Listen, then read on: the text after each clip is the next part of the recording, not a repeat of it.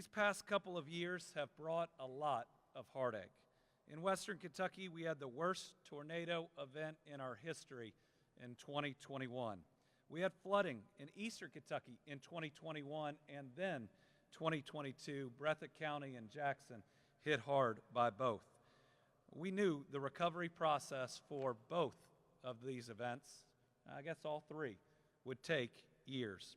But I made a promise in both the East and the West. I promised Kentucky would be there for those affected every step of the way, no matter how hard and no matter how long. Today, we're taking a big step forward in helping our neighbors who were impacted by the tornadoes of 2021 and the floods of 2021. Many lost their homes. Some lost everything that they owned. That brings us to today's announcement. In the wake of these tragedies, the Federal Department of Housing and Urban Development, or HUD, announced that $123 million will be coming to Kentucky from the federal government to help us rebuild from those two disasters. Under the terms of the program, 80% of the $123 million will go to 4 counties that were impacted the most by those two 2021 weather events. Those are Graves, Warren, Hopkins, and Breathitt counties. The other 20% of the funding will go to help Boyd, Caldwell, Christian, Clark, Clay, Estill, Floyd, Fulton, Greenup, Hart, Hickman, Jackson, Johnson, Knott, Laurel, Lawrence, Lee, Leslie, Letcher, Lincoln, Logan, Lyon, Madison, Magoffin, Marion, Marshall, Martin, Morgan, Muhlenberg, Ohio, Owsley, Perry, Powell, Pulaski, Rockcastle, and Taylor counties. Now, I do again want to mention that these are just the funds for the 2021 flooding and tornadoes, which is why a couple counties hit very hard in 2022 might be in 20% of this. But you will hear in a moment that we believe we are going to get that second round of funding for the 2022 flooding opened up in record time. So for this funding, on May the 1st, we will begin accepting applications for our disaster recovery program from cities, counties, nonprofits, for-profits, and other governmental entities in these counties for building back homes, rental properties, and building new multifamily rental properties. These groups will be conducting public outreach to make sure they are meeting housing and infrastructure needs in their impacted communities. Then, on June 1st, we will begin accepting applications for public infrastructure like roads and bridges, as well as building new homes. I want to note that as of now, there is no deadline for these applications, but there is still a lot of need out there. We are going to spread the wealth to those who need it the most. If you are someone who is impacted, I'd encourage you to reach out to your local nonprofit housing partners or your local housing authority about the disaster recovery program. You can also contact our Department of Local Government directly at dlg.dr@ky.gov to help answer any questions. That's dlg.dr@ky.gov. Estimates indicate that this funding will go towards the construction of 600 homes in the impacted area. Those are 600 families that just this most recent funding will help ensure they have a roof over their head, that they are back on their feet, and that they can be a part of this incredible economy we're seeing, especially growing in Western Kentucky right now. I want to acknowledge Senator McConnell for his work on the federal level to help secure this money. Disaster recovery is not partisan, never should be partisan. It should be about our people and how we move forward. In a couple of weeks, we're going to make an announcement about the application for the 2022 floods in Eastern Kentucky. Earlier this year, HUD announced that nearly $300 million will be available. If we're able to make that announcement in the next couple of weeks, I believe that will be the fastest that these types of funds have ever been opened up. Combined, these funds will contribute to the work we have already been doing through donations made to the Team Western Kentucky Tornado Relief Fund and the Team Eastern Kentucky Flood Relief Funds. Over $26 million just from those funds has been committed to building homes in the East and the West, working with Habitat for Humanity, Homes and Hope, and the Mayfield Graves Fuller Center for Housing, the Fuller Center for Disaster Rebuilders, the HOPE Initiative, Mayfield Graves Long-Term Recovery Foundation for Appalachian Kentucky, Housing Development Alliance, and Homes, Inc. At least 74 homes have been or are being constructed from those funds. Those are 74 families that should be or already are in a house after one of the most difficult disasters this state has ever seen. We've also announced new high ground communities in the east in response to the 2022 flooding, and as we continue to get those sites build ready, our team is evaluating additional sites where we could not only get everyone back in a home, but maybe solve some housing issues, especially in the east, that we have seen for decades. We know that there are many others from all sectors across Kentucky that are building homes right now, and we want to say thank you. Every single trip, I meet a new group, oftentimes church groups, that are coming in, that are doing incredible work, and I want to say, and I know they will, that we are really grateful. Now, we have some incredible local officials here with us who I definitely want you to hear from. First, I'd like to ask Mayor Kathy Onan of Mayfield to say a few words. Mayor? Thank you, Governor. This is truly an amazing announcement. About a year ago, we heard about this money, just flutterings about this funding that was going to be made available to us. And except for the loss of lives, which can never be regained, homes were our greatest loss. They can be rebuilt, but it takes a lot of time and it takes a lot of funding. And so with these applications being able to be accepted so soon, it is so exciting. Both Mayor Thomas and Judge Executive Whitfield from Hopkins County, we stand before you today, and they'll tell you a little bit more, but we represent a tough year, the last year and a half that's happened in the Commonwealth. But here we stand, and we stand here with Governor Beshear, who's been right there with all of us through all of this, and then I'm so thankful he mentioned Senator McConnell, because he pushed this through for us too. So what a wonderful day to be in Frankfort, to stand in this rotunda of this Capitol, and to be able to really realize what's headed our way. I want to thank Mayor Onan for her leadership. Not only is Mayfield being rebuilt, but Graves County and Mayfield made top 100 of micropolitan economic development last year, more than 750 new jobs in that community alone, meaning there is reason to rebuild, that this community is going to not just survive, but thrive. Next, we're joined by Hopkins County Judge Executive Jack Whitfield. Jack has done an incredible job in responding to those tornadoes. He's also been in charge of the rebuilding of my dad's hometown of Dawson Springs. I am really grateful to Judge Whitfield, and let me say, his response has been phenomenal. He has my full support. Jack? Thank you, Governor. Thank you. Appreciate you having me here today, and really excited about this announcement. You came right after the tornado came through and saw the destruction and the death and the despair that were on people's faces, and we can never change what happened that night.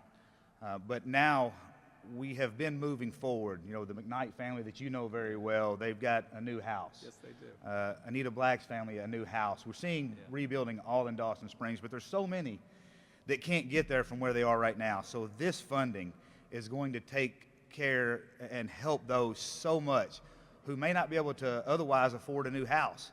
The DR grant funding, the Product Development Initiative money will help rebuild the economy of Dawson Springs and help to rebuild the economy of Kentucky. When you read that list of counties, it's just overwhelming, the amazing events and destruction that we've seen across Kentucky. So this is going to be huge to keep bringing us forward and to continue the great economic development years that we've had, that we talked about this morning. Yes. I think this is just going to make sure that we continue that growth, and that Kentucky will be better than it's ever been because of events like this. So thank you so much for helping to push this. Sometimes we complain about the federal government being slow, and it still is, but we're there. Well, so thank you so much. Thank you. All right, next we have Mayor Laura Thomas of Jackson, who has now dealt with multiple 1 in 100, 1 in 1,000 year floods. In 2021, we were in a Black Hawk together, looking at the flooding that had occurred at that time, and then working together in 2022. Actually, I believe together we even evacuated a community that we were worried might get wiped out, but thankfully was not. She has been a tough mayor. in tough times, and the city of Jackson is lucky to have her. Thank you, Governor. I'm honored to be asked to be here with you today for this announcement on the funding. This is funding that we have desperately needed. You know what, you've been there, and you really have. So we appreciate that he's been in Eastern Kentucky, he's been in Breathitt County and Jackson, and seen what the people are going through. We have a great need for housing still. We have a good local leadership team that's working with the state, you know, your state officials and our federal officials to identify places that we can build housing, and of course we need the infrastructure to support that housing. So these funds will be utilized wisely, and we appreciate all the legislators on the state and federal level that have voted to approve this funding. And it's a sad situation, but we're going to try to see that we come out of it better, stronger, and just appreciate you being there along the way. Thank you all. Thank you. Thank you, Mayor. Again, we know no amount of funding will ever bring back the 81 we lost in the tornadoes, the 45 we lost in the flooding. For that matter, the 18,000 we've lost in the pandemic. And remember, these are people's parents, kids, relatives, and there is still a lot of grief in the Commonwealth that we are all going to process, something that I certainly feel as well. But what we can do is to continue our commitment, no matter how hard or how long that it takes to get each and every one of these families back up on their feet. That is Kentucky's commitment, that is these local leaders' commitment, and now, starting May 1st, to be able to accept applications that are going to help us build 600 plus homes in areas hit just in 2021 and coming soon. An announcement about 2022 is really special. I want to thank the Department of Local Government and others for helping to get this open and running. All right, happy to take any questions. Governor, can you tell me, have you read the story that is in global public media about the failings of the disaster recovery efforts in Eastern Kentucky? And I wonder if you can comment on that. I haven't had a chance to fully read the story, but let me start by saying thousands of families were impacted by the worst flooding in my lifetime. People who have lost everything. And this rebuild, as well as the cleanup, is going to be one of the most challenging that we have ever faced. Think about the topography, the thousands of miles of streams that were impacted, and people. So, you know, anyone who feels like they're not treated right during the cleanup effort or during the rebuild, listen, we want to be there for them. We want to work through it with them. We know that when you've lost everything, it is a really difficult time, and I, as governor, want to make sure that everyone is treated right. Certainly, a lot of work has been done. If you have been out and seen Eastern Kentucky and see where it is now, a whole lot's been done. But the work continues, and I'm not going to be satisfied until we are completely finished, both with the cleanup as well as the rebuild, and we have everybody in a better place. Every single individual in this Commonwealth are one of our people that need to be treated with dignity and with respect. Now, we do have just a week ago another phase. Remember, this happens in phase. That's going to help people that have been waiting a long time, and that's the private property debris removal. We weren't allowed to do that with FEMA and with other issues until really recently. That's a new $10 million program, and hopefully for some families that have said, why not here, that will answer it. I have a question for both mayors. What does your area look like today, and how critical is this aid needed to We'll go together. Well, I can say our beautiful mountains are still standing, so come east and you can see. But you do see destruction. It is still very sad. You can see where homes were swept away, but we're going to be resilient, and we're going to rebuild and get people out of the floodplain. But yeah, come to the mountains. They're there. Or come to Western Kentucky, about as far as you can go, and you will see a lot of flat, barren property downtown Mayfield. But you will also see you will see a lot of new homes already being built by some of the nonprofits that the governor mentioned earlier, but you will also see businesses start to rebuild. And that is just so exciting to us. I go through town on my way to my office every day, and I count 16 already. That we want it to be 60, but we're headed that way. Thank you for asking that question. I'll say we've still got some debris in places where people wouldn't let us get to, but for the most part, everything is cleaned up. We do have a lot of open lots now, and we have a lot of houses that have been started, and groups coming in, Catholic Charities, the Fuller Group, the Brethren. Habitat for Humanity's done wonderful. So we're seeing houses coming up, and it's starting to look better. But you're going to see the remnants of this tornado for decades. I mean, you look out in the woods, and there are places that are just flattened still. And if I can add, just at least in Dawson, a town very personal to me, you do see new homes coming up. And the homes look like they should be on a ranch in Montana. They're beautiful. And how Dawson will look in 10 years is going to be something special, maybe like West Liberty and their rebuild.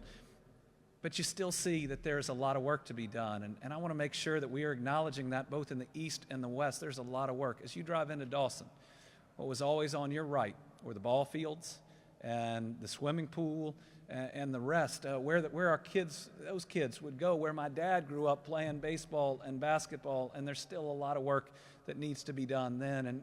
And we have to understand that continues to impact families. Maybe some have stopped playing that sport.